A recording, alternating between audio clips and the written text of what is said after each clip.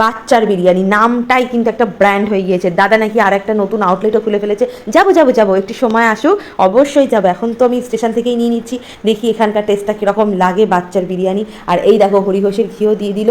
এইবার আমি দেখবো যে এটার টেস্ট কেমন হয়। আমি কিন্তু ঝটপট 2 প্লেট অর্ডার করে নিয়ে নিয়েছি, বাড়িতে গিয়ে ভালোভাবে ধীরে সুস্থে খাবো আর রিভিউ দেবো।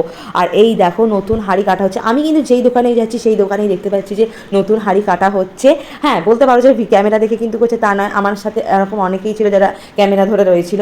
আমি তো নতুন হাঁড়ি কাটছে বলেই তো ক্যামেরাটা বার করি, এটা আমার বেশ ভালো লাগে নতুন হাঁড়ি কাটা দেখলেই। আর দেখো কত সুন্দর কালার, আর গন্ধটাও কিন্তু বেশ ভালো লাগছে। তো আমি ঝটপট 2 প্লেট চিকেন বিরিয়ানি অর্ডার করে দিয়েছি, আর দাম নিয়ে নিয়েছে 75 টাকা করে, বেশ কম দামই লাগছে। এবার দেখতে হবে দামটা যেমন কম, টেস্ট আর খাবারের মানটাও কি তার সাথে কম, নাকি ওটা ঠিকঠাক আছে, দামের সাথে বুঝতে হবে।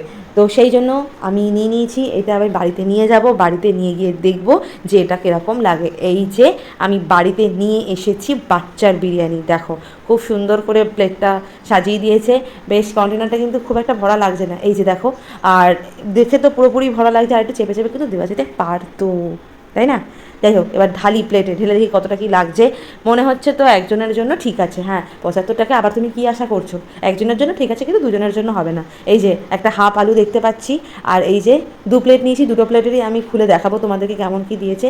এই যে আলু আর এই যে চিকেন, এই চিকেনের পরিমাণটা খুব একটা বড় নয়, আবার খুব একটা ছোটো নয়, এই মাঝারি টাইপের। আর মাংসটা কিন্তু সফট, আলুটাও কিন্তু সফট দেখতে পাচ্ছি। আর এই যে দেখো স্যালাড দিয়ে দিয়েছে, এখানে কিন্তু আবার দেখতে পাচ্ছি পেঁয়াজ দেয়নি, শুধুই শশা দিয়ে দিয়েছে। তাহলে কি শশার দামটা একটু কমলো?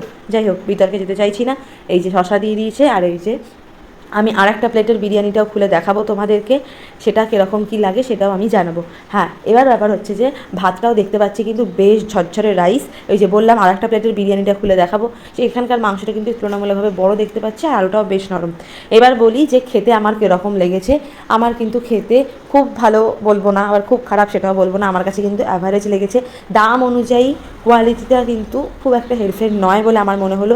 আর কোয়ান্টিটিটা তোমরা তো দেখতেই পাচ্ছ যে একজনের জন্য ঠিকঠাক, দুজনের জন্য একেবারেই নয়। তো মোটামুটি অ্যাভারেজ লেগেছে। নতুন দোকানের আউটলেটে যেতে হবে, সেখানকার কোয়ালিটিটা কীরকম হচ্ছে দেখবো। আর আমি যখন গেলাম বাচ্চার দোকানে, বাচ্চা কিন্তু ছিল না, মনে হয় বাচ্চাদের নতুন দোকানে ছিল। তো ভিডিওটা তোমাদের কীরকম লাগলো অবশ্যই জানিও।